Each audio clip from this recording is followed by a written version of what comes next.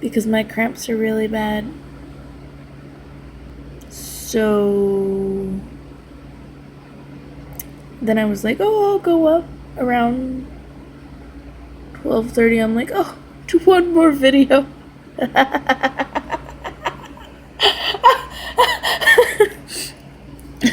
One does not simply just watch one more video on YouTube, but you either stop right then or it's 3 o'clock in the morning and your better half comes down the stairs saying, honey, are you okay? You're still not in bed. So yeah. I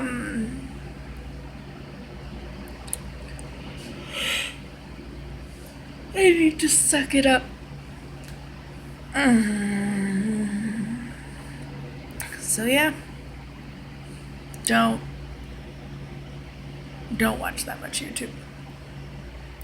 So like my recommendation keeps on giving me like Azzy and Aki and let's see. Hey, stop it. AMVs and Anime America and some random stuff that comes from pulling up stuff for my stepson to watch and other random stuff. I'm just like, what the fuck, YouTube? And at least I didn't end up in the weird part of YouTube or the tentacle part of YouTube. There's a tentacle part. There's a tentacle part. I'm actually pretty sure that I'm pretty sure that Aki probably knows about the tentacle part.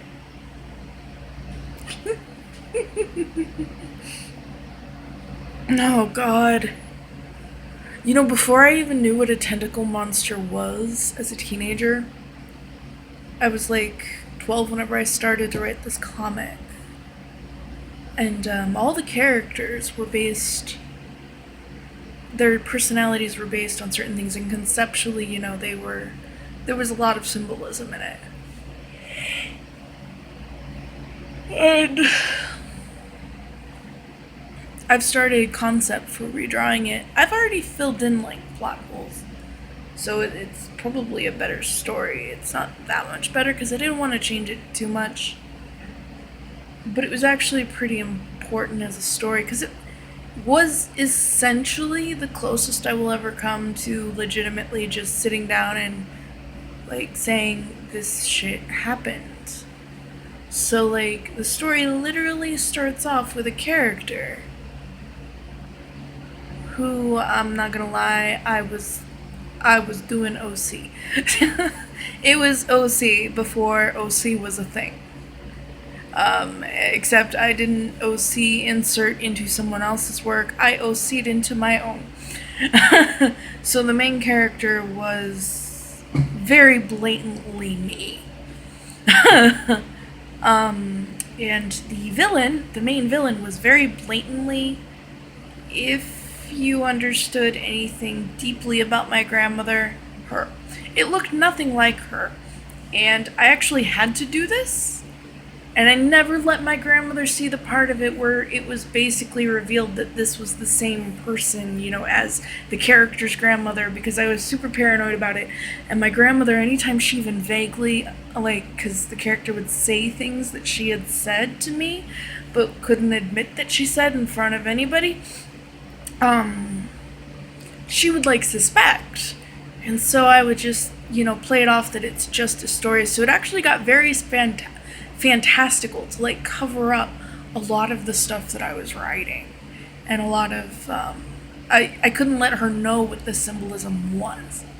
So I didn't know what a tentacle monster is, but what does it say about like either of us that she was basically a big tentacle creature thing, monster thing with like Medusa hair.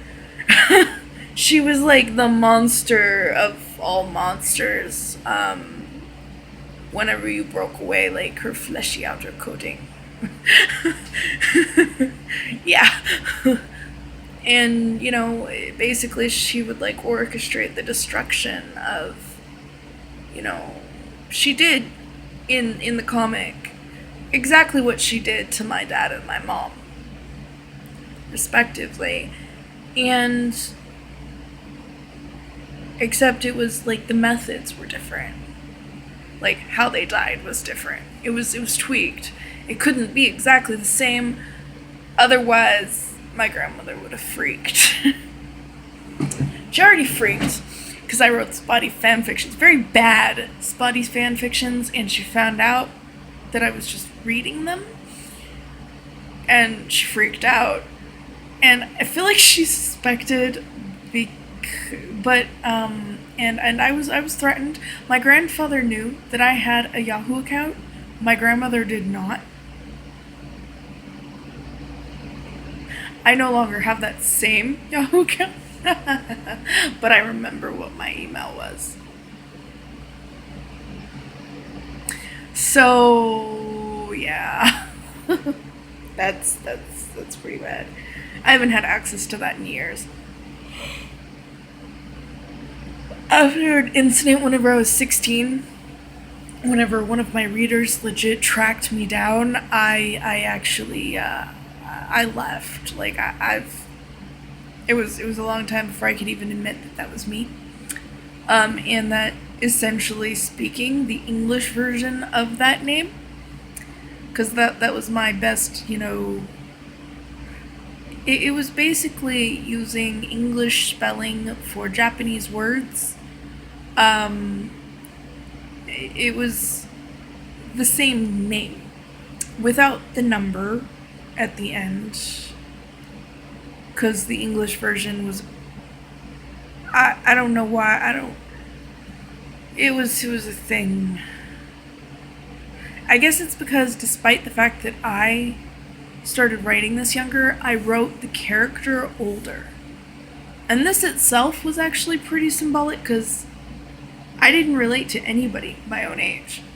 There was no relation, and because I wasn't like them, some of them would, this isn't like where people go, oh, she's so mature. No, they would say that I was immature or that I was a freak, because I didn't really fit anywhere, or, they just not talk to me at all, and after a while you sort of become okay with that, and then you're just like, you know what, people are just shit.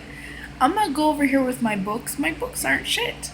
You people are shit, and I want nothing to do with you. You know, I've honestly, a lot of experiences in my life have led me to the person that I am now. Pretty much, I like animals better than people.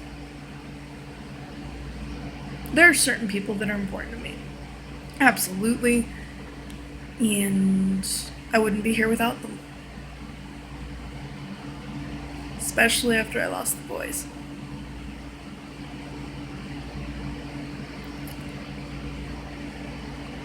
Animals don't do the level of shit to you that people do. Frankly, they're better people than people are.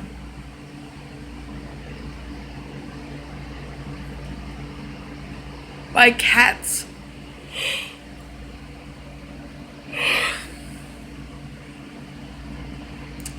Are better company than most people. As far as I'm concerned, that's a thing. I would rather spend time with animals and the few human beings on this earth that are worth it to me than entertain the notion that the rest of the fucking world, can't just go fuck itself. Because it can. Now, that doesn't mean I don't get involved in causes and stuff, because if you know me at all, you know that I am. And that I volunteer and all that, blah, blah, blah. It's not because I like people, though. It's because that's just wrong, and the world doesn't need more shit. And really, that shit just needs to stop happening to people. You. Just because it's the kids' table doesn't mean you can get on top of it. Chris brought his table back downstairs. I can't even go to sleep. That was literally me yawning and I don't even know what kind of yawn that was. I can't even try to go to sleep because we have to be up in 3 hours.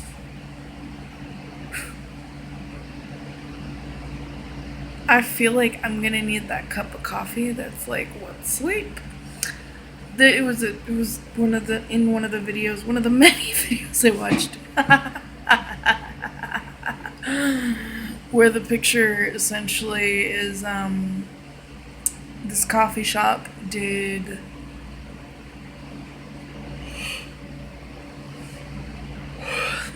coffee sizes by how much sleep you got, and like it was 0 to 4 was like large, but then extra large was what sleep. So I feel like this is going to be the coffee cup that I need to pull out. Believe it or not, I have a coffee cup like that. So I have it. It exists.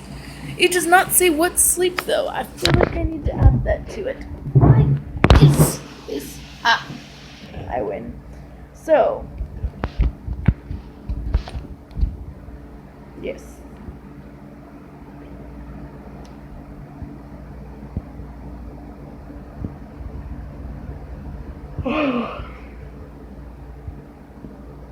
Yep. There was also this one that I read that said, yawning is just a silent scream for coffee.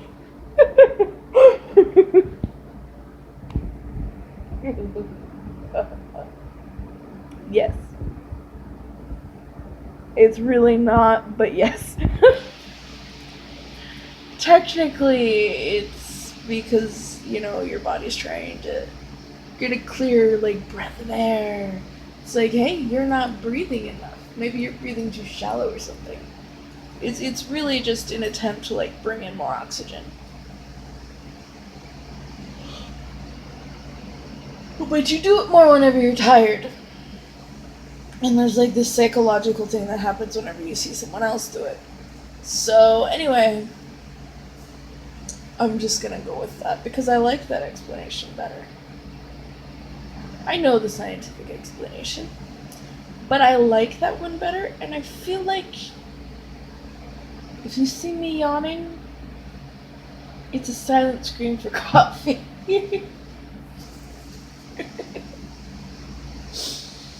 And I feel like I need to, like, text the person who decided to give me, like, this really uber coffee for Christmas that, like, I'm still milking. Because, god damn it.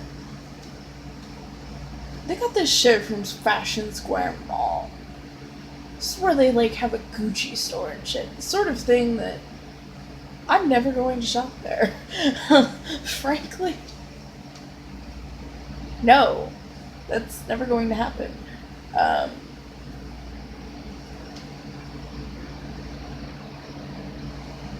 It's bad enough that, like, whenever I did Shutterfly customer care, I was pointing it out. I actually said it, literally, we're doing this job, and none of us make enough for us to ever afford, like, this shit.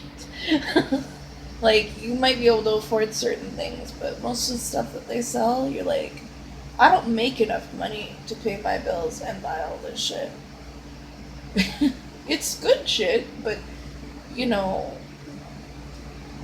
don't make enough money for this. 'Cause, yeah. So oftentimes, well, that's customer service in a nutshell. You work a job helping people who treat you like shit. And you will never really be able to afford to pay the amount of money a lot of those people put into it. Like,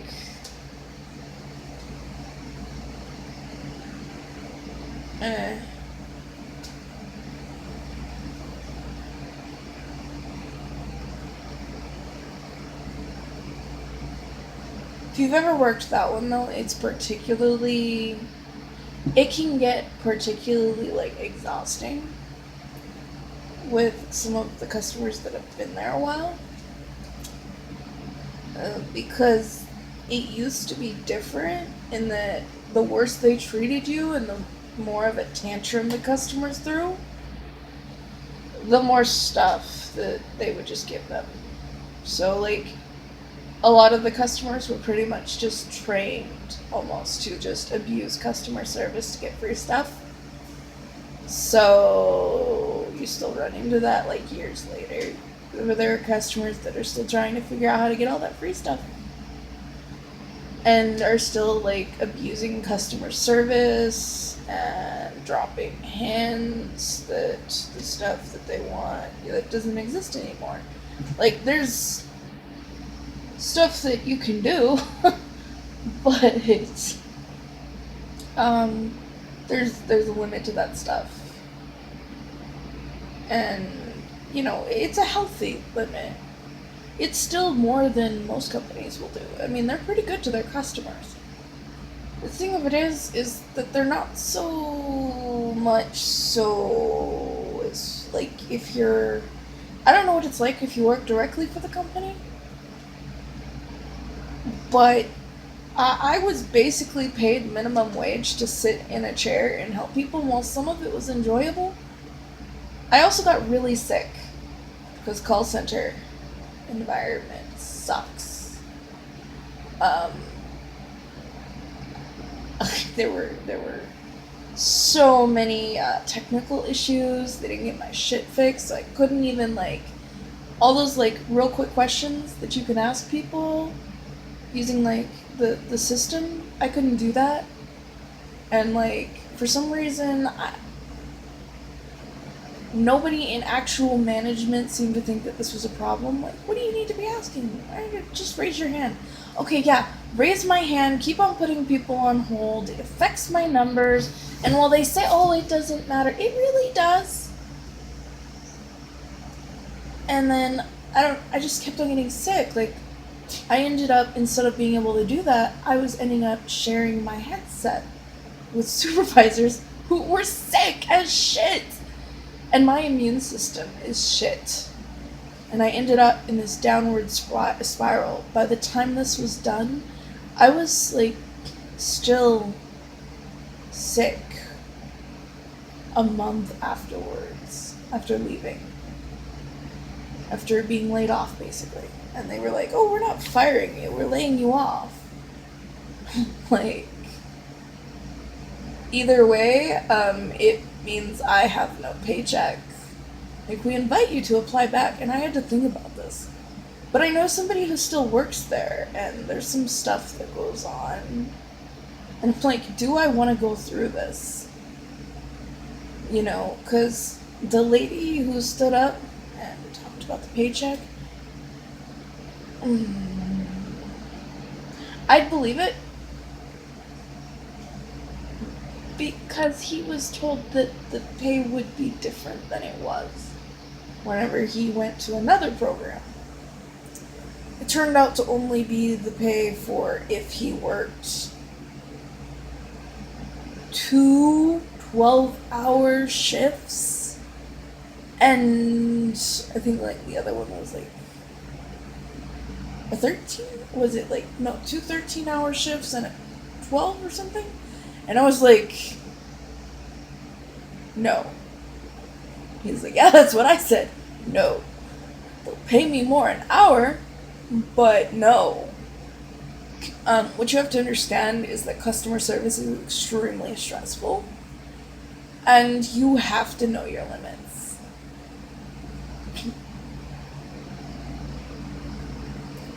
The reason I got, I was considered, not, they played it up, technically, it's this, but we're not planning on getting rid of any of you. We were basically encouraged to plan as if this job was permanent. And this was insinuated a lot and said outright. And, I was like, you know what, this is misleading. This is whenever you're saying, I'm not saying, but I'm saying. And then you get mad whenever somebody actually takes it that way. So I was like, I'm not going to, unless I get desperate. Because I liked them the first time around, minus some other things. But they improved that. But then this, and I'm like, minimum wage went up, but now there's some ploys going on somewhere, and I know that's not what's supposed to be going on. I feel like some of it might be just that there's miscommunication, but somewhere along the line, someone knows that this is a miscommunication and isn't correcting it. May even be blatantly doing it. I'm like, until they get their shit together, I'm not reapplying. And also, I don't want to be in an environment where a technical issue like that takes 3 fucking months for them to get to. My immune system is shit. I cannot, you want me to be there. I'm sorry. But there is a point whenever I was so sick, so completely sick, my immune system is still, battered and bruised from this. I'm still getting sick so much more easily right now. Because I've literally not recovered. Completely. This is something that I did this over the holidays. And and they laid us off, they collected us up together on really short notice and laid a bunch of us off the Friday before Christmas. Yeah, it's so great because you get to spend it with your family, but they've had you filling out paperwork in preparation for being there longer. There was no, this project is from here to here. They were having us fill out paperwork, your insurance starts in January, fill out this paperwork now or then. We were filling out our tax forms and all this. If I'd have known that they were going to do that, I would have not had them take so much out in tax. I don't even have the money to file for taxes. I don't know how to do the free shit, and they make it overly complicated. And I'm like, I don't have time. I really don't. And I don't have time to figure it out, mostly. And then all the places that want to do your taxes, they want, I'd get no return. It's not worth it. They would literally just take it all. So there's no point. So if I'd have known that, I wouldn't have even have done that. I would have just been just give me all my money. Because it's not enough to even file. I literally don't even have to file. But they'd done that, so I wanted to be all prepared. And I'd calculated how much I would need to have taken out for a consistent job, blah, blah, blah. And they went and did this. And they took they do this. And I'm just I hate you. I hate you so much. See, the first time I had to quit because of issues with Chris, and this time I got laid off, and I'm just you know what? I still know people that work there, and there's, even whenever I was still there, it's funny, because I'm that person that would sit in the break room drawing or fixing something. I took my sewing kit with me, and nobody, it's people, you're invisible, or I'm invisible, and that people talk. So I kind of suspected that something was coming whenever people started talking. Way in advance. But then I was what program? And I listened, not intentionally, mind you. It's just people talk, and I hear them. So sometimes I can sort of, just not pay much attention, and others I'm just I can't even, they're talking so loud. And I left my headphones at home. you know, I have good hearing, and people aren't in there very long on actual breaks.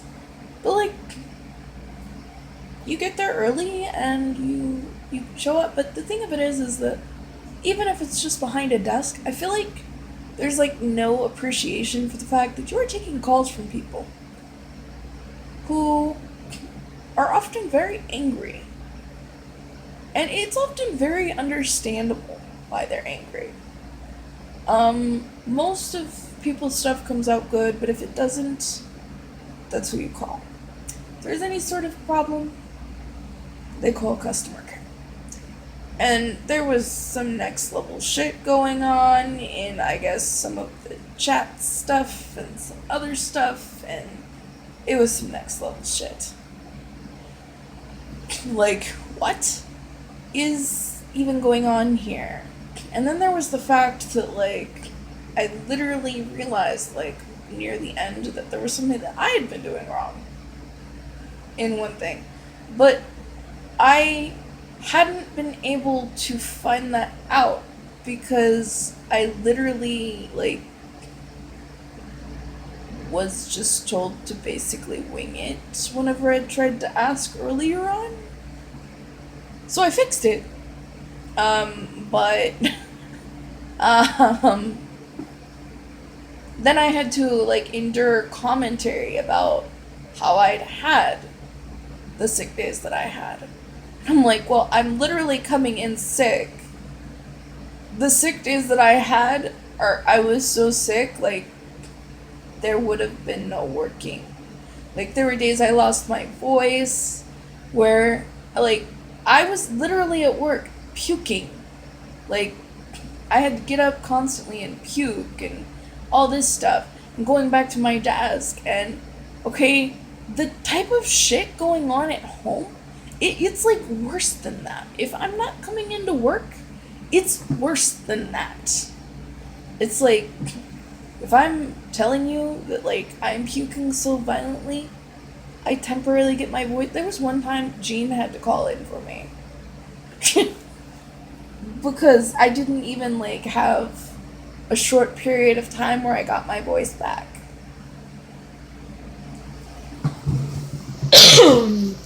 So of course I'm catching the stupid thing that Chris had. Because I have a shitty immune system. He has a pretty good one. I do not. So I will probably not be over it in half a day. He's pretty much better at this point. By the time it got to like 3 o'clock, he was like, I don't need the bowl anymore. I had him carrying around a mixing bowl. It is the mixing bowl, so it's going to get cleaned thoroughly.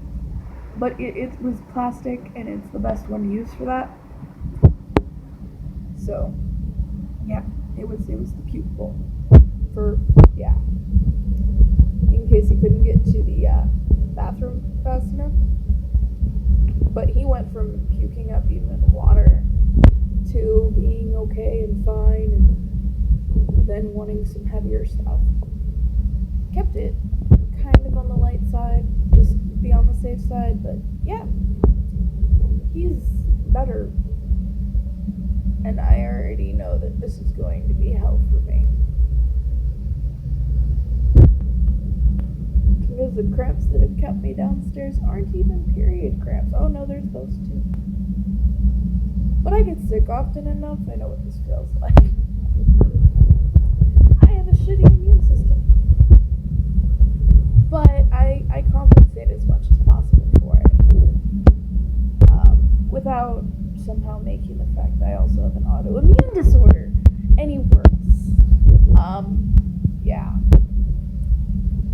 Anyway, there was like no forgiveness for that. And then, I also had to contend with the fact that I was not disclosing that I have PTSD. And like, there was a couple days that like I'd spaced out, and sort of, I guess, left it. And I didn't tell them this because I wanted to succeed without telling them. That I wanted to be judged as if there wasn't anything there. So I didn't tell them because I don't want to make a big deal out of it. I mean, if somebody came up behind me and it, the people who needed to know, and my bosses didn't need to know.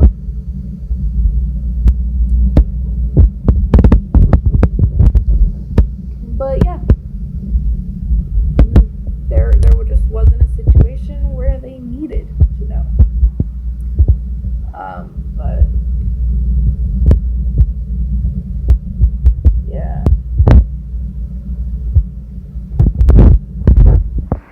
But yeah.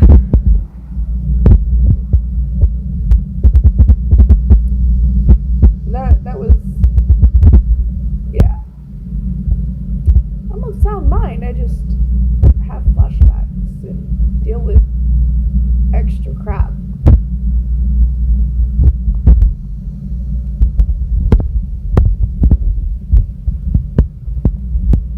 I'm sane, and I can make good decisions. I just deal with some extra crap. So, I don't want the stigma that a lot of people put with having any diagnosis. So, I just don't disclose. I don't walk in and say, hey, judge me and give me extra leeway because, I have some extra crap that I have to deal with. I just deal with it and hope that that's enough.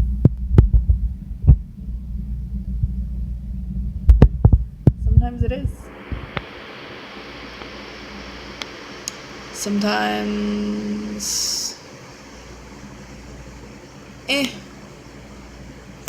no one really, thinks that I'm lazy or anything, though.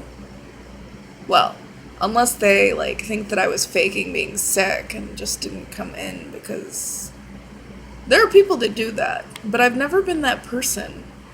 I mean, you have to understand, I was raised in a pretty fucked up way after my mom died. Literally, I would work hard in high school, and I would work myself to the bone for some of the stuff that I did. And I can look back and see that now. But then, people were like, oh my god, you work so hard. You're such a hard worker. And I would say, it didn't feel like it. And it still doesn't. It doesn't feel like I'm doing enough. It never does.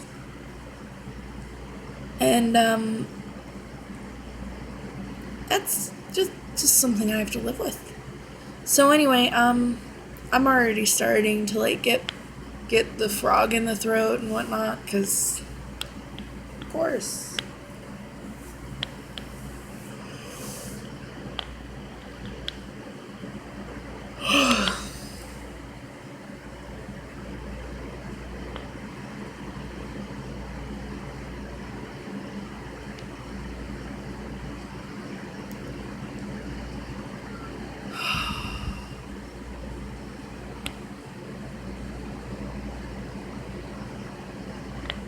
So yeah, there was actually a day though that I left after doing some overtime. Well, it was supposed to be overtime, but I was really using the hours that they were offering to try and make up for, because I think I'd had 2 sick days that week, because it was bad. It was bad. I got pretty bad. Like I said, it became this spiral of sickness, and I was just kept on getting re-exposed at work by the same people, and by the end I was just I will take your directions exactly, but nobody's putting on my headset anymore. I can't do this. But even then, my immune system has still not recovered to its previous shittiness, so it's even shittier right now than it normally is. It takes months months and months to get back after something like that. Because I was basically almost constantly sick once I was out on the floor. Because from day one, we had, like, one of the supervisors coughing and sneezing on me. And, like, it's not like she intended to do that. But, I'm sorry, but no amount of washing my hands is going to protect me from that. There may be people out there who can have somebody sneeze on them and not get horribly sick. But if you do that, I will not only get sick, I will get sick worse than everyone else. I can't. So, like, that is, like, the deepest form of sabotage you can ever do to me. Sneeze on me. Cough on me. I will just get sick.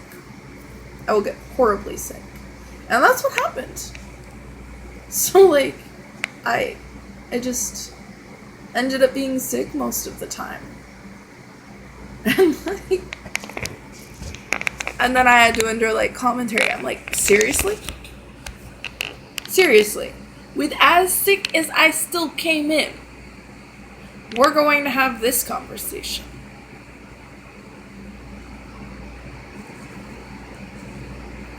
I was still within the days.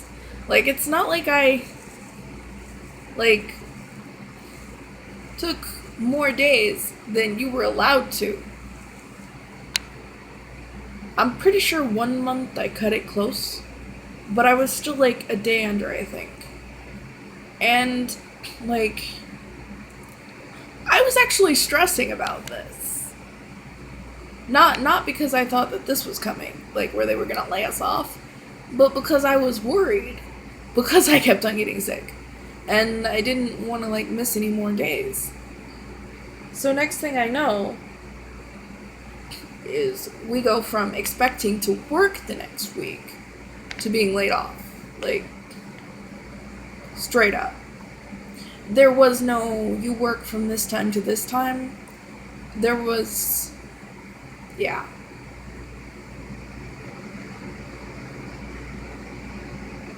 I don't appreciate, I don't mind something being temporary, but I want you to be honest about it. And I'm not dishonest with my employers. I mean, there's stuff I don't tell them because it's none of their business. Or like, the non-disclosure stuff. I'm allowed to do that. And I do, mostly because there's a lot of stigma, and I've gone through a lot of stigma. And there are a lot of people who are so damn ignorant, they don't know the difference between PTSD and schizophrenia. They are not even on the same bracket. They're not even the same type of disorder. They're not even the same type of thing. There's different categories. They're not even in the same category, let alone the same spectrum of stuff. So, yeah, the symptoms are, like, not even close. They don't know. So, there are people, though, who will, like, they'll treat you like shit. Or they'll, like, expect less of you. And I'm just like, I want to be judged based on what everyone has to do. The only thing is that while I succeeded in that respect as far as, like, PTSD went, because the amount of pause I had in that was usually pretty, most of it was just me trying to get a hold of the supervisor, because I didn't have that damn program. And then, I was acclimating and kind of, like, taking that information that I was getting, which normally you would be given that leeway right after training. But I didn't have this resource right after training. So, you know, shit was kind of backwards for me there. Anyway, I kept on having, like, people asking me why I wasn't, like, the actual supervisors were asking me, like, the ones that we worked with directly, were asking me why I wasn't being advanced.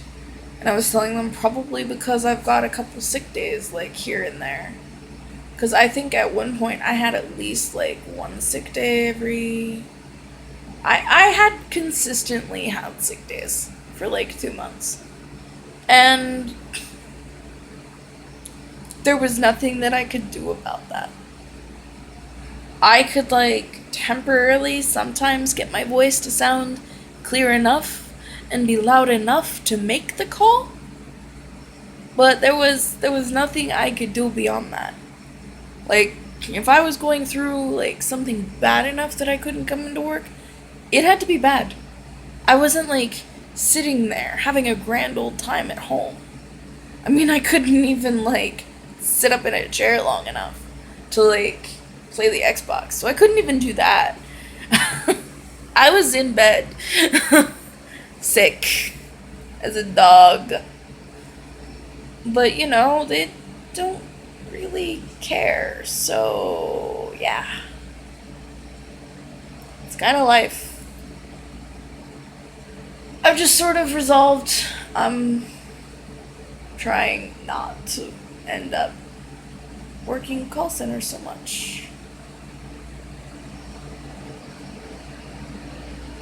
So if this job that is kind of ghosting me continues to ghost me, I think I'm just not going to apply at call centers anymore. I mean, this one, if I can get in, I can do this and do it for a while, as long as I'm not sharing goddamn headsets with people. I'm not doing this. I can't do this. My immune system is shit. Of course, my job coach told me, don't tell them that. And I'm like, well, what do you expect me to do? Then they're like, well, then they won't expect you to come in and shit. And I'm just like,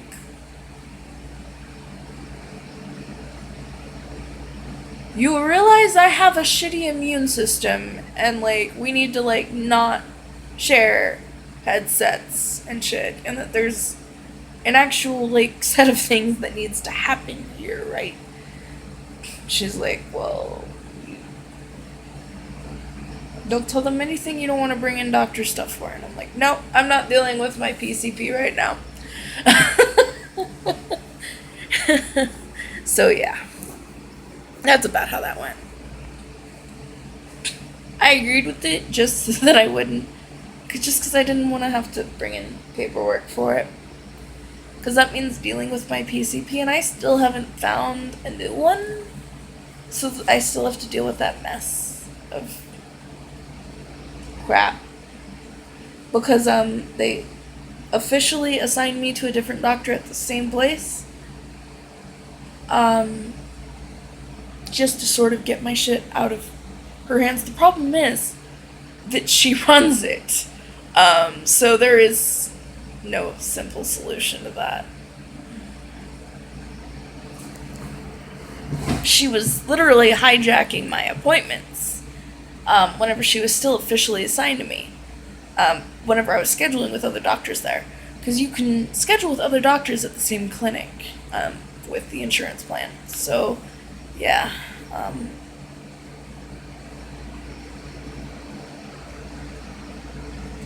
And then she was denying it. But I was like, well, I'm recording all my phone calls, and I'm recording and specifying which doctor that, we're confirming for, and they're confirming it. And then suddenly, whenever I come in, I don't have an appointment with this doctor anymore.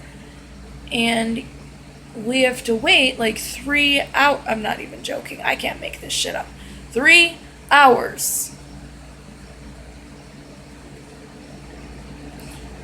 Because you squeezed us into your schedule after squeezing us out of the doctor that I actually scheduled with.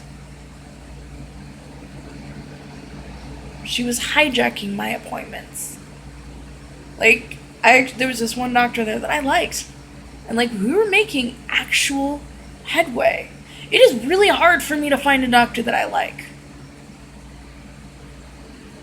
Mostly, I find them arrogant. And usually, and to be perfectly honest, this is in large part because I don't have a lot of trust for doctors. I went through so much crap, and my health was affected so negatively by all the medical trials that they basically put me through as a kid and all that. Like, I have, like, permanent shit that I deal with that none of my doctors ever seem to want to deal with. And this doctor was, like, actually listening. And we had an actual plan of action. Like, an actual plan for something. And we were enacting it. And I've never actually had a doctor do that. And suddenly, like, we were getting shit done. And I guess this was encroaching upon her pride and shit. So she, like, got involved and totally hazed me over it, too. And I complained about it. And the guy didn't ask me for my recordings or any sort of paperwork. He just called me after he just basically called up the office and, was like, oh yeah, blah, blah, blah.